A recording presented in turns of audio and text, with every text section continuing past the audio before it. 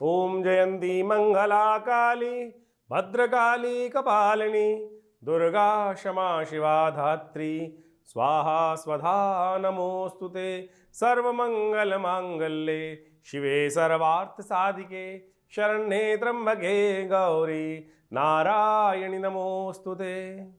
नमस्कार, स्वागत है आपका आचार्य वाणी में। मैं आचार्य डॉक्टर विक्रमादित्य आपके साथ हूँ और आज हम बात करने जा रहे हैं धनु राशि वालों के लिए नवंबर का अंतिम काल जो है वो क्या करने जा रहा है। धनु राशि वालों के लिए नवंबर के अंतिम काल में चीज़ों को समझने की आवश्यकता है। बहुत महत्वपूर्ण समय है क्योंकि कई ग्रहों का परिवर्तन का योग बन रहा है। शुक्र परिवर्तन की तरफ जा रहे हैं। सबसे बड़ा परिवर्तन आपकी राशि के दृष्टिकोण से है शनि महाराज का। शनि महाराज मार्गी होने जा रहे हैं और आपकी ढैया जो है वो अपने पूरे रंग में आने की तरफ जाती दिखाई दे रही है। जी हाँ, समझ लेना चाहिए आपको। आपकी ढैया जो है शनि महाराज की जो है वो अब विशेष तौर पर शनि पहले टालमटोल में स्थिति में थे, कभी मार्गी कभी पीछे वापस चले जा रहे थे।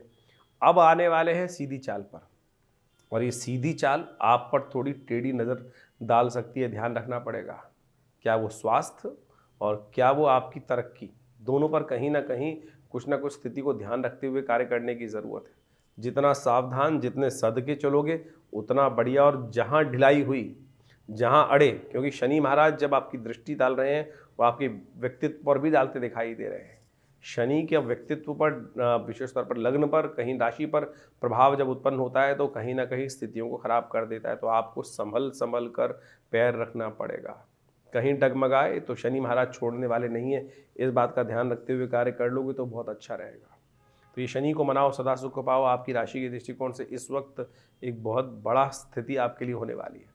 शुक्र का परिवर्तन, बुध का परिवर्तन, ये भी कुछ नए खेल करने वाले हैं जो आपके लिए एक राजयोग की स्थिति बना सकते हैं। जी हाँ, शुक्र मंगल के साथ युति करने वाले हैं, आपके लिए एक महत्वपूर्ण नया रास्ता भी देने वाले हैं और जो आपकी लव लाइफ में एक नया कुछ रास्ता, नया आनंद का रास्ता जोड़ने की स्थिति भी उत्पन्न कर सकते हैं। सावधानी हटी, दुर्घटना घटी, ऐसे योग बन सकते हैं। सम्मान पर दाग लगने के योग भी धनु राशि वालों की कुंडली में बनने के योग बनते दिखाई दे रहे हैं। कहाँ, कब, कैसे बचना है वो सारे रास्ते हम आपको बताएंगे। सबसे पहले बात कर लेते हैं 21 तारीख की। 21 तारीख का दिन शुक्रवार का दिन है और उस दिन मार्गशीर्ष मास का शुक्ल पक्ष आरंभ हो रहा है। प्रतिपदा तिथि है और ग्रह नक्षत्रों के दृष्टिकोण से योग आपको समझ लेना चाहिए। चीज़ें आपके लिए अच्छी भी हैं और खराब भी। इस दिन कुछ समय अच्छा चल रहा है जो आपके लिए जो हिम्मत जगाने वाला रहेगा, लेकिन ऐसी स्थिति बन रही है कि जो अननेसेसरी के खर्चे बढ़ाने की स्थिति कर सकते हैं। तो सर्वार्थ सिद्ध योग ध्यान से रखते हुए कार्य करने की ज़रूरत है और थोड़ा सा गंभीर होते हुए कार्य करने की ज़रूरत है। थोड़ा छोटा बनकर कार्य करोगे तो अच्छा रहोगे। जहाँ अपनी अपनी ज़्यादा चलाओगे वो कहीं ना कहीं फंसने की स्थिति उत्पन्न हो सकती है। तो इस बात का ध्यान रखते। मित्रताएं बहुत हो सकती हैं, लेकिन बेकार की मित्रता पे कहीं ना कहीं टाइम खराब होने के योग भी बनते दिखाई दे रहे हैं। धन आने और जाने दोनों के योग दिखाई देते हैं। थोड़ा बैलेंस होकर चलना आपके लिए बहुत अच्छा रहेगा। यदि मुट्ठी बंद करके चलोगे, खर्चों पे कंट्रोल करके चलोगे तो फ़ायदा ले लोगे। और जहाँ मुट्ठी खुली, लोगों की बातों में आए तो कहीं ना कहीं लोग जो हैं आपके खर्चे ज़्यादा करा सकते हैं। ऐसे योग बनते दिखाई दे रहे हैं। आपकी राशि के दृष्टिकोण से इस समय में आपको कुछ खास उपाय करने का प्रयास करना चाहिए। वो उपाय आपके लिए ध्यान करने की ज़रूरत है कि किसी बड़े व्यक्ति की सेवा, गुरुजन जहाँ मिल जाए उनकी सेवा करने का प्रयास करें, पिता की सेवा करने का प्रयास करें। और ऐसे में गुरुजन को, बड़े लोगों को दूध इत्यादि का विशेष तौर पर सेवन कराना वो आपके लिए कल्याणकारी योग बना सकता है। 22 तारीख का दिन बड़ा महत्वपूर्ण परिवर्तन का दिन है। इस दिन ग्रह परिवर्तन की तरफ जा रहे हैं और आपके अंदर एक नई एनर्जी का जो योग बनता दिखाई दे रहा है। इसलिए पूरी मेहनत से काम करने का प्रयास करें। दिन आपके लिए अच्छा होगा। जैसे जैसे दिन बीतेगा कहीं ना कहीं एनर्जी लेवल भी सही डायरेक्शन आपको पकड़ाने के योग बना सकता है। शाम के समय चंद्र उदय होंगे और ये चंद्र उदय आपकी राशि में भी एक नई उम्मीद का करते दिखाई दे रहे हैं। ऐसे में शाम के समय गौ सेवा करना आपके लिए बहुत कल्याणकारी योग बन सकता है। शनि को मनाओ, सदा सुख पाओ। शनिवार का दिन है, कोशिश ये करना इस दिन पीपल के पेड़ के पास जाकर थोड़ा सा एक काला धागा पीपल पे बांधना आपके लिए अच्छा कल्याणकारी योग बना सकता है। सरसों के तेल का दान करना भी आपके लिए श्रेष्ठ रहेगा। 23 नवंबर का दिन ग्रहों के दृष्टिकोण से धनु राशि वालों के लिए बहुत महत्वपूर्ण है। इस दिन बड़ा परिवर्तन ग्रहों का में होने जाने के योग बनते दिखाई दे रहे हैं, जो कहीं ना कहीं आपके लिए कुछ पॉजिटिव योग बनाते दिखाई दे रहे हैं। एक तो राहु महाराज पूर्ण ताकत में आते दिखाई दे रहे हैं, जो आपके लिए किस्मत को जगाने का रास्ता खोलते दिखाई दे रहे हैं। ये राहु का शतभिषा नक्षत्र में जाना आपकी राशि के दृष्टिकोण से अब आने वाले समय में राहु कई प्रकार से आपको लाभ देने के योग बना सकते हैं, नए संपर्कों में योग बनाते दिखाई देंगे। इसके साथ साथ जहां कहीं कोई आपको साइड लाइन करने का प्रयास कर रहे थे, चीजें आपकी गिरफ्त में आने के योग बनते दिखाई दे रहे हैं। बुध का परिवर्तन का योग वक्री स्थिति में आपकी राशि के दृष्टिकोण से 11वें भाव में जाना आपके लिए बहुत कल्याणकारी योग बनने की स्थिति उत्पन्न कर सकता है। जो चीज़ें आपके लिए फेवर में जाने के योग बनती दिखाई दे रही है, इसलिए हिम्मत सही डायरेक्शन में हो रही है, उस पर लगकर काम करने का प्रयास कीजिए। जो आप अभी मेहनत होगी आने वाले समय में आपको अच्छा लाभ देने के योग बना सकती है। देखिए, एक उपाय करने का प्रयास कीजिए, वो आपके लिए कल्याणकारी रहेगा। बहुत ज़्यादा ओवर एम्बिशियस ना हो, धीरे धीरे अपनी स्टेप बाय स्टेप प्रोग्रेस करना अच्छा रहेगा। कोई बड़ा दाव खेलना कहीं ना कहीं नुकसानदायक हो सकता है, इस बात का आपको ध्यान रखते हुए कार्य करना चाहिए। तो ऐसे में भगवान सूर्य के निमित्त नमक का दान करना आपके लिए बड़ा अच्छा दिखाई देता है। 24 तारीख और विशेष तौर पर धनु राशि वालों के लिए ग्रहों का योग क्या कह रहा है 24 तारीख को जान लीजिए। सोमवार का अवसर है, चतुर्थी तिथि विद्यमान है और इस दिन भद्रा का योग साथ साथ चल रहा है।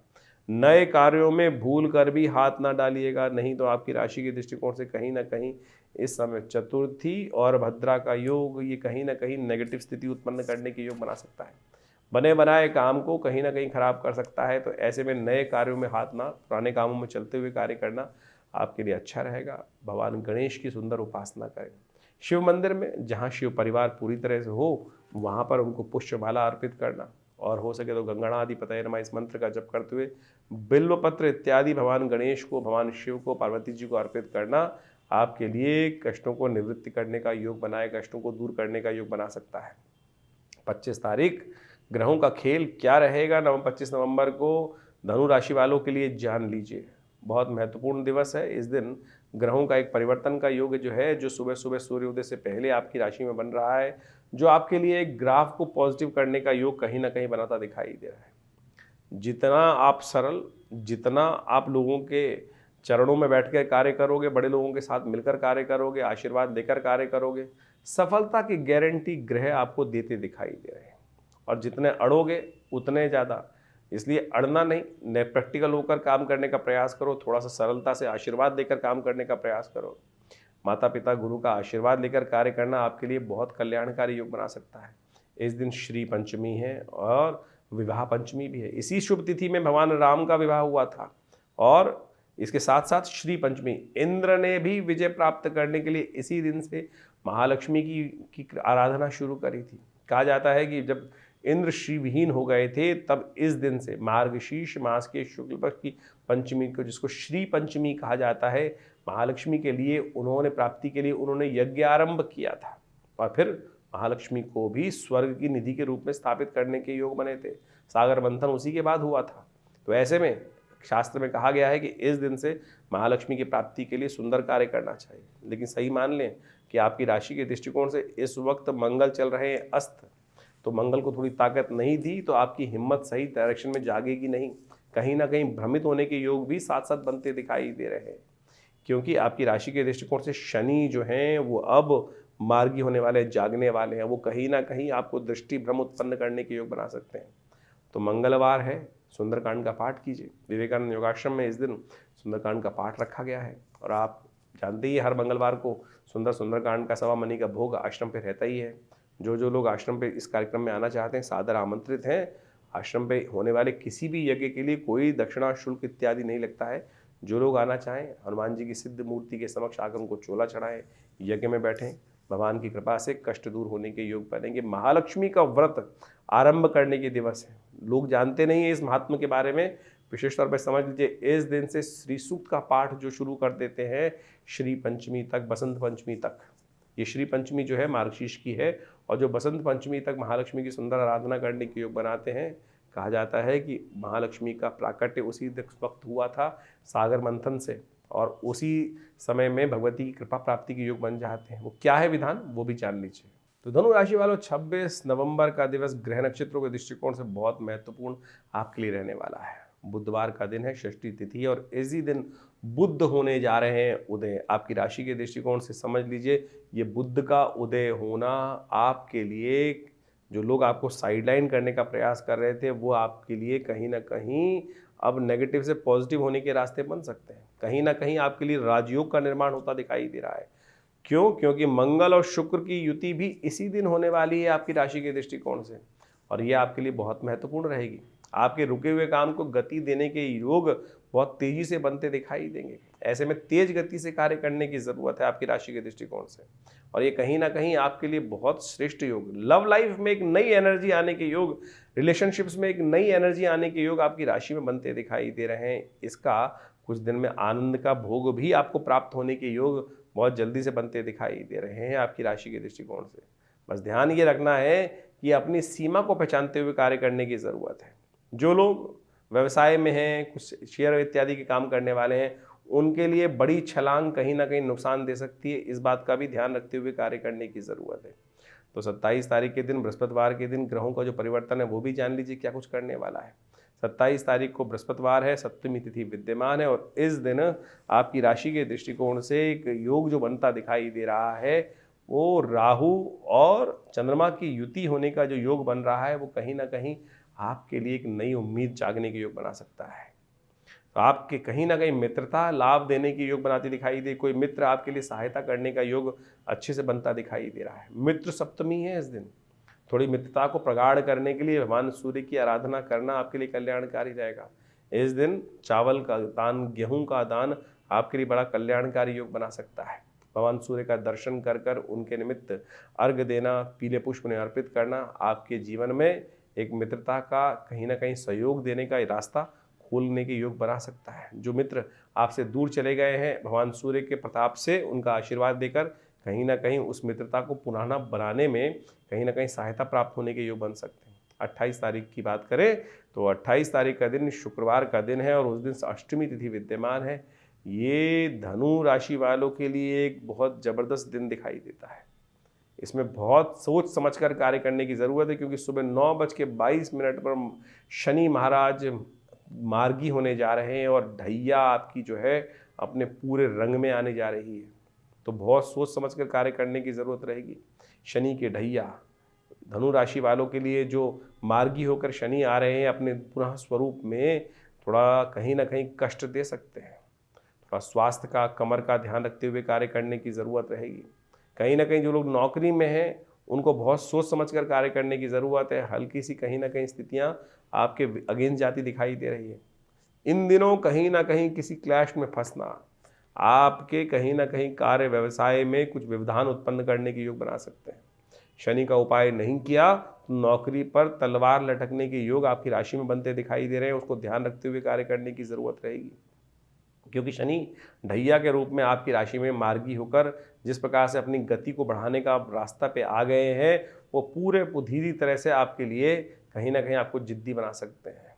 इसलिए सोच समझकर कार्य करने का प्रयास करें, बिना सोचे कुछ भी ना करें, और शनि का उपाय ज़रूरी करने का प्रयास करें। आपकी राशि के दृष्टिकोण से इस वक्त आपको खास तौर पे कुछ उपाय करने का प्रयास करना चाहिए। दूध का दान करना आपकी राशि में बड़ा श्रेष्ठ रहेगा। तो ऐसे में कोशिश ये करें आप किसी सूखी जगह में दूध का, विशेष तौर पर जैसे ब्राह्मणों को दूध खिला दिया, दूध से बनी हुई चीज़ पदार्थ दान करने का प्रयास करें। शिव के मंदिर में दूध से अभिषेक करना वो आपके लिए बहुत कल्याणकारी योग बनाएगा। तो ये करते रहेंगे तो क्या शनि आपका कुछ बिगाड़ पाएगा? बिल्कुल नहीं बिगाड़ पाएगा। ये ऐसा दिव्य उपाय आपकी राशि के दृष्टिकोण से, यदि थोड़ा सा दूध लेकर भगवान शिव के मंदिर में उनका अभिषेक नित्य प्रति करना शुरू कर दोगे तो ये आपके लिए बहुत अच्छा सा कहीं ना कहीं योग बनाएगा। तो इसका उपयोग अवश्य करने का प्रयास करें। शनि मार्गी अब आने वाले पूरे जो समय तक रहेंगे आपकी राशि के दृष्टिकोण से ये कहीं ना कहीं थोड़ी समस्याएं उत्पन्न करने के योग बनाएंगे आपके लिए। कहीं ना कहीं विशेष तौर पर ऐसे में ध्यान रखना, अननेसेसरी की जिद अड़ना जो है वो कहीं ना कहीं नुकसानदायक सिद्ध हो सकता है, और बहुत सोच समझकर धनु राशि वालों को हर काम करने की ज़रूरत है। सफलता में कहीं ना कहीं बाधा उत्पन्न करने के योग इस समय बनते दिखाई दे रहे हैं। शुक्र मंगल की युति, साथ में मंगल का अस्त होना और शनि महाराज का ऐसे में आपके सम्मान वाले भाव पे ग्रहों पर दृष्टि डालना, तो ये कहीं ना कहीं कलंक लगाने के योग बना सकता है। शनि का उपाय सही से करने का प्रयास कीजिएगा। जो उपाय बता रहे हैं उनको कर लीजिए, रक्षा हो पाएगी। धनु राशि वालों, आपके लिए 29 तारीख का दिन क्या कुछ करने जा रहा है जान लीजिए। शनिवार का अवसर है, नौमी तिथि विद्यमान है और इस दिन ग्रहों का एक परिवर्तन का विशेष योग बन रहा है जो आपके लिए कहीं ना कहीं कुछ पॉजिटिव रिजल्ट लाने की उम्मीद जगाता दिखाई दे रहा है। एक तो बुध हो रहे हैं मार्गी, लाभ स्थान पे बैठे हुए बुध कहीं ना कहीं मार्गी होकर आपके लिए कुछ ना कुछ श्रेष्ठता योग बनाते दिखाई देंगे, कहीं ना कहीं बचने का एक रास्ता उत्पन्न करते दिखाई देंगे। साथ साथ चंद्रमा भी आपकी राशि के दृष्टिकोण से कहीं ना कहीं गजकेसरी योग का निर्माण करने की योग बनाता दिखाई दे रहा है और ऐसे में कहीं ना कहीं जो कॉन्ट्रैक्ट हैं, जो कार्य आप कर रहे हैं, उन बंधे बंधाए कामों से कहीं ना कहीं फ़ायदा होने के योग, उम्मीद जागने की स्थिति आने वाले 2-3 दिनों में बनने की स्थिति बनती दिखाई दे रही है। तो बंद कर कार्य करना आपके लिए अच्छा रहेगा। खुले में कार्य करना कहीं ना कहीं, जो स्वच्छंद कार्य करना कहीं ना कहीं नुकसान दे सकता है। तो ऐसे में ध्यान रखें कि जो कॉन्ट्रैक्ट लेकर काम करना है, कहीं ना कहीं पहले बातचीत को सेट कर कर कार्य करना, वो आपके लिए अच्छा रहेगा। बंधन कहीं ना कहीं अच्छा लाभ देने के योग आपकी राशि में बनाता दिखाई दे रहा है। ऐसे में शनिवार का दिवस है, शनि हो चुके हैं मार्गी, तो कुछ उपाय कर लेंगे तो आपके लिए अच्छा रहेगा। शनि को मनाओ, सदा सुख पाओ। ऐसे में शनि मंदिर में जाकर कुछ ना कुछ शनिवार के निमित्त उड़द का दान करना आपके लिए बड़ा श्रेष्ठ दिखाई देता। पीपल के पेड़ के पास जाकर एक दिया तेल का अवश्य जलाना, तिल थोड़े से उस पर अर्पित कर देना, यह आपके लिए कल्याणकारी रहेगा। 30 तारीख का दिन रविवार का है और धनु राशि वालों के लिए ग्रहों का योगा योग जो बन रहा है वो कहीं ना कहीं सपोर्ट का बनता दिखाई दे रहा है।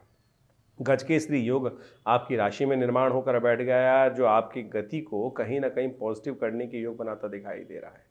स्वास्थ्य का थोड़ा ध्यान रखते हुए कार्य करने की ज़रूरत है। अननेसेसरी रिस्क न ले, थोड़ा सा स्वास्थ्य का ध्यान रखें। ग्रह परिवर्तन की तरफ जा रहे हैं, ऐसे में आपके लिए अच्छा रहेगा कि आप सूर्य से संबंधित चीज़ें, तांबे इत्यादि का दान, किसी मंदिर में गेहूं इत्यादि का दान करना आपके लिए अच्छा रहेगा।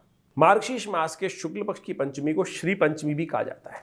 ये श्री पंचमी बहुत अद्भुत योग है। आमतौर पे श्री पंचमी को शायद लोग भूल जाते हैं और केवल जो फागुन में आती है बसंत पंचमी के अवसर पर उस दिन तक, यानी इस मार्गशीर्ष से लेकर फागुन तक की जो विशेष तौर पर पंचमी आती है, उस समय तक इन पंचमियों के दिनों में विशेष तौर पर कहा जाता है जो महालक्ष्मी की आराधना करते हैं, महालक्ष्मी की श्री सूक्त के मंत्रों के द्वारा आराधना करते हैं, माँ भगवती कृपा से उनके जीवन में बहुत से कष्टों का निवारण करने का योग बन जाता है।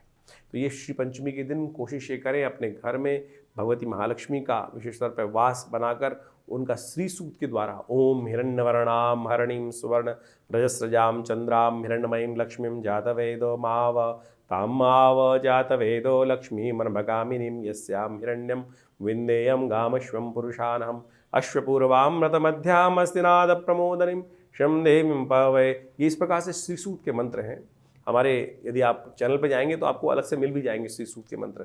इनके द्वारा नित्यपति भगवती महालक्ष्मी की सुंदर आराधना यदि यज्ञ कर सके तो बहुत सुंदर रहेगा, बहुत सुंदर रहेगा।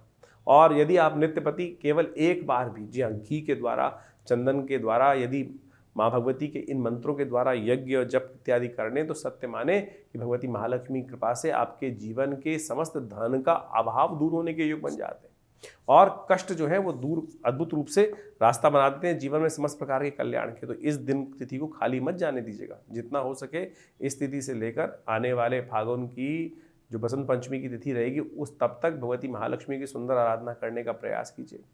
कहा जाता है सागर मंथन से इसी यज्ञ के दौरान भगवती महालक्ष्मी का प्राकट्य होने का इन दिनों योग बना था, इसलिए इस श्री पंचमी के रूप में भी इस तिथि को देवी भागवत पुराण के अंदर इस तिथि का बहुत बड़ा महत्व शास्त्र के अनुसार से बताया गया है। तो शास्त्र के दृष्टिकोण से यदि हम देखें भविष्यत्व पुराण के अंदर भी और इस प्रकार की समस्त जो कथाएं हैं वहाँ उपस्थित की गई हैं कि इंद्र ने विशेष तौर पर यज्ञ, विशेष तौर पर भगवती महालक्ष्मी कृपा प्राप्त करने के लिए इन्हीं मंत्रों के द्वारा भगवती की आराधना करी थी।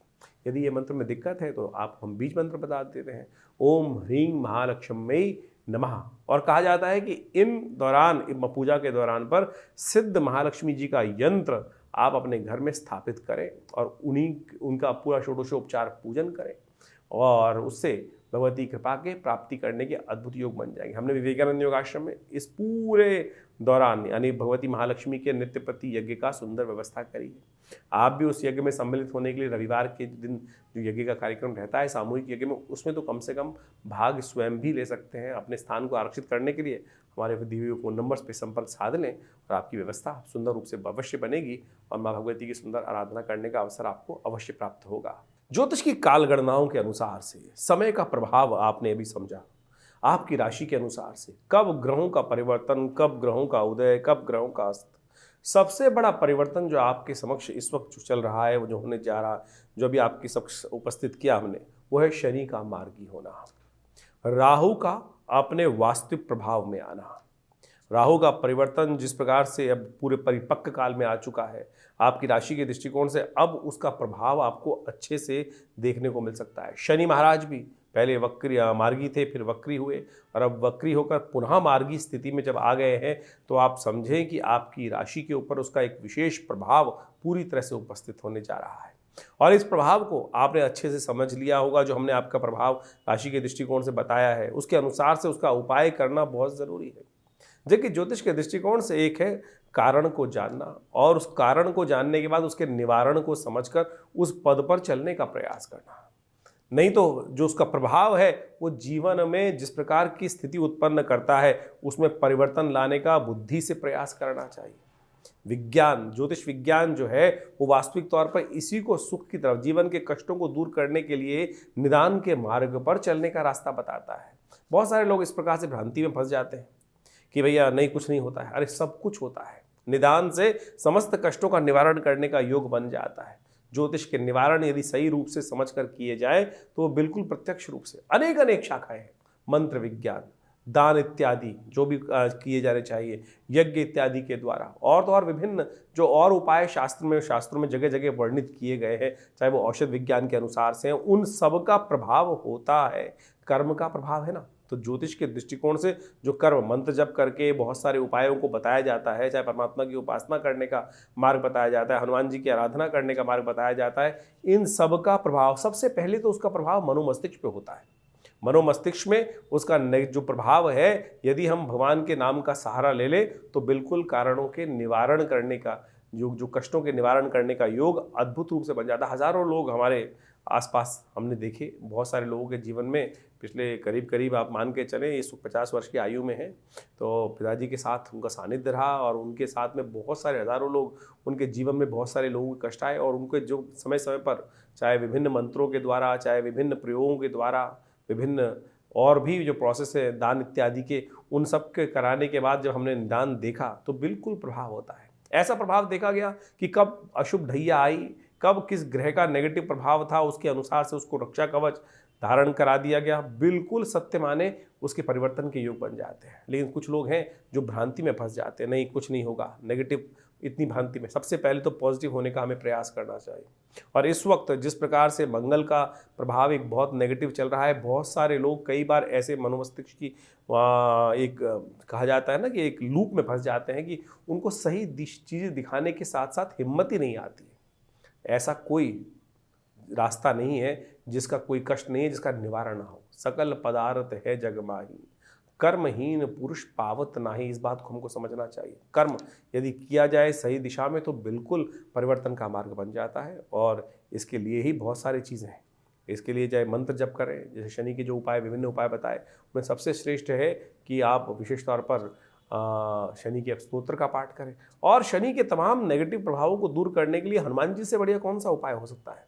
और हमने इसी चीज़, जैसे मंगल इन दिनों नेगेटिव चल ही रहे हैं और उसके कारण से क्या है, इन दोनों चीज़ों का निदान जो है, शनि और मंगल के नेगेटिव प्रभाव का निदान जो है, हनुमान जी का स्तवन है, सुंदरकांड का पाठ है। और हमने विवेकानंद योगाश्रम में व्यवस्था कराई है इस प्रकार से कि आने वाले करीब 3-4 महीने तक लगातार, वैसे तो हमेशा व्यवस्था आश्रम पे रहती है, हर मंगलवार को हनुमान जी के सिद्ध मूर्ति के समक्ष सुंदरकांड का सामूहिक पाठ करने की सुंदर व्यवस्था रहती है। और कोई फीस नहीं है, जो भी आना चाहे रविवार को आप स्वयं और मंगलवार वाले शाम वाले कार्यक्रम में स्वयं आइए, बैठिए हमारे साथ, हम भी करते हैं पाठ, आप भी करें, हनुमान जी का यज्ञ करें। माँ भगवती की कृपा से हमने ऐसा देखा है कि कष्टों का निवारण करने का मार्ग अद्भुत रूप से बन जाता है। तो ज्योतिष के इन वास्तविक प्रभावों को समझें, और केवल इन्हीं चीज़ों में ना फंसे रहे कि कोई नाखून, आज ज़्यादातर जो ज्योतिष के दृष्टिकोण से आते हैं 5-5, 6-6 उंगलियों में अंगूठियाँ पहनकर और केवल पता नहीं कड़े पहनकर ही उससे परिवर्तन करने का मार्ग की तरफ आगे चलते चले जाते हैं और उसी से सोच लेते हैं बस पंडित जी ने सब कुछ करा दिया।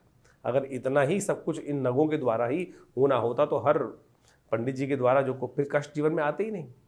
तो इसलिए आप सत्य रूप में जो भी अपनी श्रद्धा के अनुसार से कर्म शास्त्र के दृष्टिकोण से हम बताते हैं, अनुभव के द्वारा बताते हैं, उनको करने का प्रयास कीजिए। परिवर्तन होगा, बिल्कुल होगा। सही दिशा में सोच रखने का हम प्रयास करें। ज्योतिष के द्वारा जो निदान बताए गए हैं उनसे बहुत सुंदर तरीके से कष्टों का निवारण करने का योग अद्भुत रूप से बनता है। हजारों वर्षों से लोग हमारे इस ज्योतिष विज्ञान का लाभ लेते आए हैं। तो आप भी नेगेटिव सोच में ना जाएं और नेगेटिव सोच से बाहर निकलने का प्रयास करें। परिवर्तन होगा। मंगल इन दिनों आपकी सोच को पॉजिटिव करने में थोड़ा संघर्ष उत्पन्न करने के योग बना रहे हैं। ग्रहों का प्रभाव नेगेटिव है, लेकिन चिंता ना, हमने बहुत सारी प्रेडिक्शन समय समय पर किए हैं।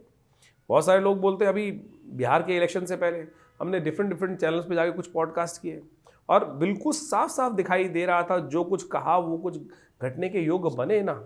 तो इसका बखान करने की ज़रूरत नहीं है, लेकिन ये उदाहरण यहाँ इसलिए उपस्थित किया जा रहा है कि ज्योतिष के द्वारा बहुत कुछ समझ में आता है चीज़ों को, और यदि सही मार्ग पर चला जाए तो उसे निवारण करने का योग भी बन जाता है। तो आप विश्वास रखें, श्रद्धा रखें। भगवान परमात्मा की कृपा से जीवन में कष्ट दूर होने के विभिन्न मार्ग समय समय पर परमात्मा हमारे समक्ष उन मार्गों को लाता रहता है। यदि बुद्धि सही रहे, परमात्मा की कृपा बनी रहे, तो हम उन मार्ग पे चल भी पड़ते हैं। तो कोशिश ये करें इन चीज़ों को समझते हुए अपने प्रश्नों का निदान। हाँ, एक बहुत सारी समस्याएं लोगों की रहती है कि बहुत सारे लोग फ़ोन कर रहे होते हैं और अपना भविष्य जानना चाहते हैं। तो हमने उसके लिए व्यवस्था कर रखी है बहुत सारे कि रविवार के दिन सुबह 8 से 10 बजे तक विवेकानंद योगाश्रम में हम हर एक से मिलते हैं। और फ़ोन पे तो इतना ज़्यादा लोगों को सारी समस्याओं का सिद्धांत देना पॉसिबल नहीं हो पाता है, लेकिन आश्रम में रविवार के दिन सुबह करीब 8 बजे से लेकर जो आज यज्ञ चलता है उसके बाद हर व्यक्ति से मिलने का हम प्रयास करते हैं। आप आइए, आपकी समस्याओं का समाधान करने का कोई ना कोई मार्ग अवश्य आपको देने का प्रयास करेंगे। बहुत सारे लोग व्हाट्सएप के माध्यम से भी हमें प्रश्न भेजते हैं, लेकिन उसमें लिखते नहीं हैं ठीक से। बड़ी मुश्किल, क्या होता है, इतने सारे मैसेज आ रहे आते हैं, हज़ारों मैसेज आ रहे होते हैं और उनको देखने का पूरा टाइम नहीं होता है। उसमें लिखा ही कुछ नहीं होता है लोगों का, ना तो उसमें सिर्फ एक लाइन लिख दी कि भैया क्या समस्या है। अब पता ही नहीं किसने मैसेज भेजा है, कितनी उसकी आयु है, क्या उसकी डेट ऑफ बर्थ है। कोई लोग खाली हाथ की फ़ोटो भेज देते हैं, उसमें प्रश्न नहीं लिखते, उसमें आयु नहीं लिखते व्यक्ति अपनी।